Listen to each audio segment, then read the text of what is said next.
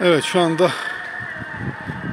gıda paketlerimizi araca yüklüyoruz. İnşallah mağdur olan ailelere dağıtmak üzere araca yükledikten sonra çıkacağız. İhtiyaç sahiplerine ulaştıracağız. Allahu Teala hayır sahiplerimizin de hayrını kabul eylesin.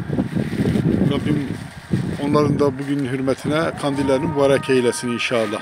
Umut Kervanı olarak bugün Kahramanmaraş temsilciliğimizin önündeyiz. 6 Şubat'ta merkez üssü olan Kahramanmaraş olan elbette ki bir depremi atlattık.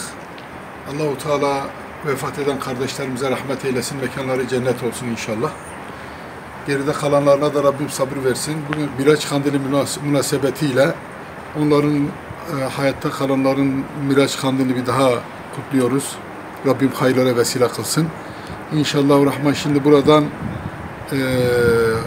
ayrıldıktan sonra yani gıda kolilerimiz vardı. Bugün Miraç Kandili münasebetiyle buradaki depremzadeler kardeşlerimize gıda dağıtmaya geldik.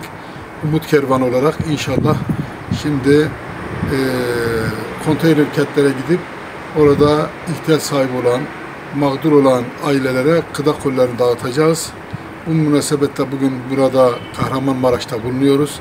Allahu Teala tekrardan vefat edenlere rahmet eylesin, mekanları cennet olsun, kalanlarına sabır versin. Biz Umut Kervanı olarak ilk günden beri sahadaydık ve bugün de inşallah sahadayız. Bundan sonra da yine sahada olacağız. İhtiyacın olduğu her yerde Umut Kervanı olarak biz var olacağız inşallah.